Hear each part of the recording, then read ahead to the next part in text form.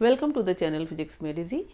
आज के वीडियो में हम लोग जानेंगे अल्टरनेटिंग करंट और डायरेक्ट करंट में क्या सिमिलैरिटी है जिस पर बेस्ड है आरएमएस वैल्यू ऑफ करंट। तो वीडियो इंटरेस्टिंग होने वाला है। आप जानेंगे कि RMS value of current AC है या डीसी है या क्या स्पेशल वैल्यू ऑफ करंट है। तो आप शुरू से आखिरी तक इस वीडियो को ज़रूर देखिएगा और हाँ, जो लोग नए हैं चैनल को ज़रूर सब्सक्राइब कर लें। सबसे पहले तो जान लें कि अल्टरनेटिंग करंट है क्या। तो इसको डिफाइन ही ऐसे करते हैं कि अल्टरनेटिंग करंट वो करंट है जिसका मैग्नीट्यूड कॉन्स्टेंटली कंटिन्यूसली चेंज होता है ज़ीरो और कुछ मैक्सिमम वैल्यू के बीच में, और उसकी डायरेक्शन रिवर्स करती है पीरियोडिकली। तो इसको ऐसे डिफाइन करते हैं, magnitude changes continuously with time between zero and a maximum value while direction reverses periodically. जैसे ऐसे शो किया गया है, ये साइनोसॉइडल करंट है और इसमें आप देख रहे हैं कि एक साइकिल यहाँ से यहाँ तक कंप्लीट हो रही है टी टाइम में, यही पीरियोडिक टाइम है। और इसमें ये मैक्सिमम वैल्यू है आई नॉट, मतलब मैक्स लिखते हैं या नॉट लगा देते हैं, और ये एक्स एक्सिस पर टाइम और वाई एक्सिस पर करंट है। तो आपने देखिए साइन वेव ऐसे बना दी। अब जो अल्टरनेटिंग करंट है उसमें आप देख रहे हैं कि एक साइकिल में 2 बार करंट ये ज़ीरो पे हो रही है, और इसीलिए जो बल्ब्स हैं वो एक साइकिल में 2 बार बंद होते हैं, लेकिन इतनी जल्दी वो रिवर्स होती है उसकी डायरेक्शन करंट की, इतनी जल्दी वो जलते बुझते हैं कि वो परसिस्टेंस ऑफ विजन के कारण कंटिन्यूसली जलते हुए ही दिखाई देते हैं। अब जो हमारे घरों में आने वाली अल्टरनेटिंग करंट है उसकी फ्रीक्वेंसी है 50 हर्ट्ज। मतलब क्या हुआ कि हमारे पास जो बल्ब्स हैं वो एक सेकंड में 100 बार जलते हैं, 100 बार बुझते हैं। वही परसिस्टेंस ऑफ विजन जो मैं कह रही थी कि बल्ब कंटिन्यूसली जलते हुए दिखाई पड़ते हैं। अल्टरनेटिंग करंट की जो ग्राफिकल एक्सप्रेशन है उसमें देखिए ये एक लाइन ड्रॉ की गई है और यहाँ ये लिखा है IRMS। आज इसी पर चर्चा करेंगे कि ये आरएमएस करंट है क्या। उससे पहले जान लेते हैं कि डायरेक्ट करंट क्या है। सबको पता है सेल से मिलने वाली करंट है जिसकी वैल्यू स्टेडी है, कांस्टेंट है, उसका magnitude and direction of current constant रहता है। तो अल्टरनेटिंग करंट और डायरेक्ट करंट में डिफरेंसेस तो ये हुए, लेकिन एक ऐसी भी बात है जो दोनों में सिमिलर है। वो बात है कि किसी भी रेजिस्टेंस में अगर आप एसी फ्लो कराओ तब भी उसमें हीट प्रोड्यूस होगी, और अगर आप डीसी फ्लो कराओ तब भी हीट प्रोड्यूस होगी। Joules law of heating hold करता है। बस इसी सिमिलरिटी पर बेस्ड है आरएमएस वैल्यू ऑफ करंट। इस आरएमएस वैल्यू ऑफ करंट को डिफाइन ही इस बात पर करते हैं कि किसी भी रेजिस्टेंस में एसी फ्लो कराने से जो हीट प्रोड्यूस होती है, अगर उतनी ही हीट डीसी के फ्लो कराने से उसी रेजिस्टेंस में उतना ही टाइम तक प्रोड्यूस हो जाए, तो एवरेज पावर लॉस या produced by AC in a resistance और पावर प्रोड्यूस्ड बाय डीसी दोनों को जब इक्वल कर दें तो हमें मिलती है आरएमएस वैल्यू ऑफ करंट। मतलब आरएमएस करंट की वो वैल्यू है जो किसी भी सर्किट में, किसी भी रेजिस्टेंस में उतनी ही पावर प्रोड्यूस करेगी जितनी कि हम उसमें एसी फ्लो कराने से पावर प्रोड्यूस करा सकते हैं। इस बात को कैसे समझा जा सकता है कि अगर हम अल्टरनेटिंग करंट की बात करते हैं तो टाइम के संग उसका तो वेरिएशन हो रहा है, टाइम वेरिंग करंट है, तो हम उसमें एवरेज पावर कैसे निकालेंगे। तो देखिए पहले तो हम पावर का फॉर्मूला जानते हैं I²R। ये टी लगा है मतलब टाइम के संग वेरिएशन है। अब अगर उसका हमें एवरेज वैल्यू निकालनी है तो पी के ऊपर ये बार लगा है और इसको इंटीग्रेशन से निकालते हैं।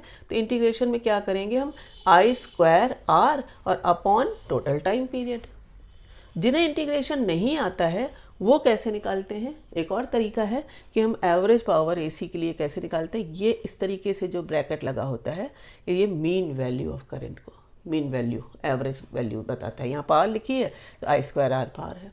अब एसी की इक्वेशन क्या होती है करंट की, आई की जगह क्या होता है I naught sine omega t, square है तो यहाँ स्क्वायर कर दिया गया, यहाँ पर आर वैसे ही लिखा गया। अब साइन स्क्वायर ओमेगा टी की जो एवरेज वैल्यू आती है वो हाफ आती है। केवल आप इतना लिख दो, ट्रिग्नोमेट्रिकली ये प्रूव किया जा सकता है, लेकिन डेफिनेशन के लिए आप इतना लिख दो अगर, तो एवरेज पावर जो AC से प्रोड्यूस होती है वो कितनी हो जाएगी, I naught square R into half, तो यानी I naught square R upon 2। ये आई नॉट क्या है, यही पीक वैल्यू ऑफ AC। तो ये इतनी वैल्यू जो है वो power dissipated by, average power dissipated by alternating current in resistance. अब इसी पावर को DC पावर के इक्वेट करना है, तो DC करंट अगर हम फ्लो कराएं उसी रेजिस्टेंस में, और कितनी पावर प्रोड्यूस हो, जितनी की ये है, तो जितनी DC फ्लो कराते हैं बस वही है RMS वैल्यू ऑफ करंट। इसको कैसे शो करते हैं, तो हमने क्या किया कि जो आई नॉट स्क्वायर आर अपॉन 2 है ये पावर है, और अगर हम DC से फ्लो करा रहे हैं उसी सर्किट में, तो पावर DC से कितनी प्रोड्यूस हो रही है, आई स्क्वायर आर।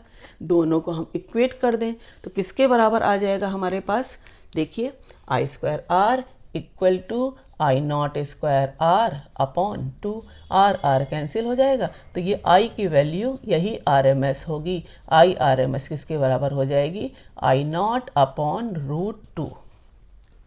कहने का मतलब है कि RMS value of the time varying current यानी कि alternating current generates same average power for a given resistor as a constant current of that value.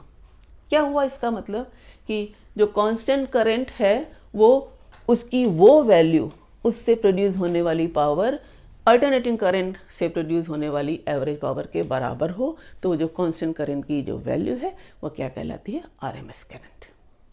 अब हमारे घरों में जो हम इलेक्ट्रिसिटी में अगर हम एमीटर लगाएं, वोल्ट मीटर लगाएं, तो वो कौन सी वैल्यू पढ़ते हैं, RMS करंट।